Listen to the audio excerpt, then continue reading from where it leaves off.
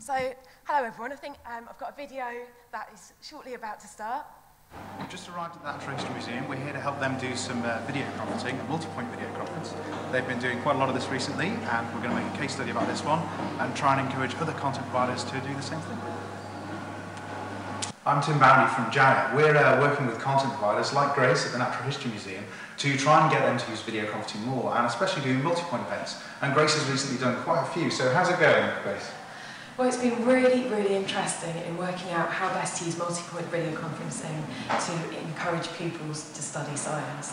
And actually, I think we've got to a point where we feel like we've pretty much perfected it in that we've got a lot of chance for pupils to ask questions, really maximising the benefit of the resources that we've got in this national collection. So I hope you enjoy it. And if you'd like to see the rest of that, please email me. My details are in the brochure. And in actual fact, today, what I'm going to be talking about is this specific example. And although on that video I said that we'd pretty much perfected it, to be honest, it is a pilot. And all the time we're evaluating this method of raising the profile of the science of natural history. It's probably really well known as the place that's got one of the largest collections of things that are real, but they're not alive. And I hope that's not news to anyone, because I don't want to ruin the mood at this point. But 70 million things, well known. How many people know that there are scientists working at the museum? And actually, I thought we could have a game. Scientists higher or lower. It doesn't matter if you're wrong, but if you are right, there is a prize. So do you want to just shout out how many scientists do you reckon work at the Natural History Museum? Here's some suggestions. Hold on. What is it? I heard a good suggestion across that way. 200? Even higher than that. Another go. Less than 2,000, about 100 higher than 200, so who's going to be quickest at that? Brilliant. Okay, so the first person to say 300 will get the coveted T-Rex tooth, which my assistant Johnny has got over here. I'll take that across to you after. Very well done. Rounds of applause. So it's really interesting, because how do we raise the profile of the science of natural history? And I'm going to be telling you a very short story, and like every story, it has got a problem followed swiftly by a resolution. And the problem is this, okay? We are funded by the government, and actually, if you see kind of this area here, just focus in, then actually that's the area where school pupils can visit from, around about 2 hours away from the museum. However, what about the rest of England? How might we be able to raise the profile of the scientists there? So this is one way, and it's only one method, and I'd really like to stress that this is supplementary and certainly not instead of real experience handling specimens and seeing the natural world. Has anyone here used Skype? So give me a wave if you've used Skype. Brilliant, that's great.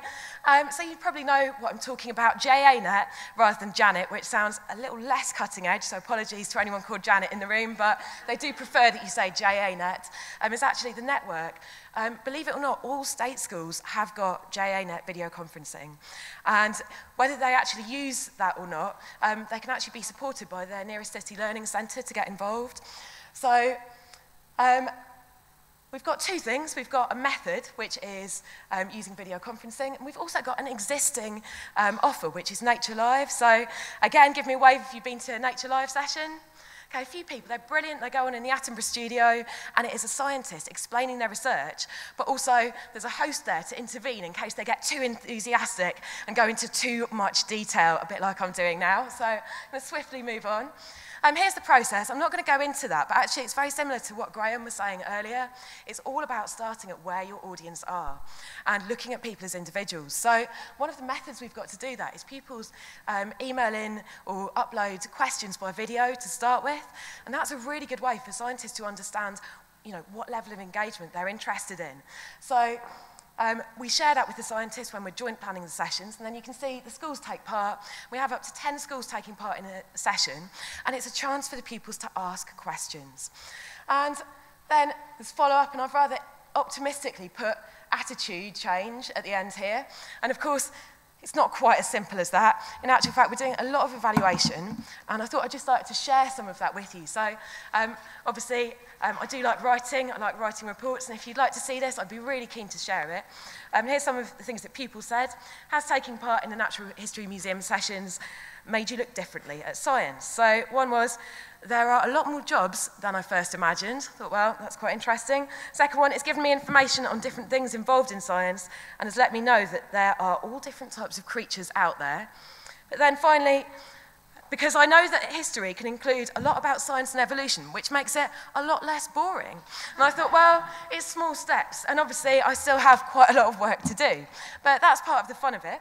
And from teachers' point of view, we make sure it's relevant to the curriculum, the sort of things that they value. They valued the fact that it changed people's attitudes to science, they felt, but also it's this chance for two-way communication, for dialogue about science. So this is how it fits into the research about video conferencing, which I'm really happy to talk to people more about. I just wanted to finish up with the results. So here's the reach through video conferencing, and just to show you that actually we have got a much, much wider reach. And across here you can see Forces schools in Germany also wanting to take part, and at the moment we're working on a collaboration with the British Council. I thought you might be interested in this. So what the pie chart shows is, have you taken your pupils, it's been asked to teachers, have you taken your pupils to a natural history collection? And 57% of teachers had not taken their pupils to a natural history collection. So we're suggesting follow up by going to a local museum, get involved in hands-on activity. Again, with pupils, 49% had not visited anywhere with a natural history collection. So I'm just going to finish by saying, I'd like to invite you, if you do want to watch or take part, then please do email me, get in touch, it'd be really interesting to hear from you. And the last thing I've got to say is thank you very much for listening.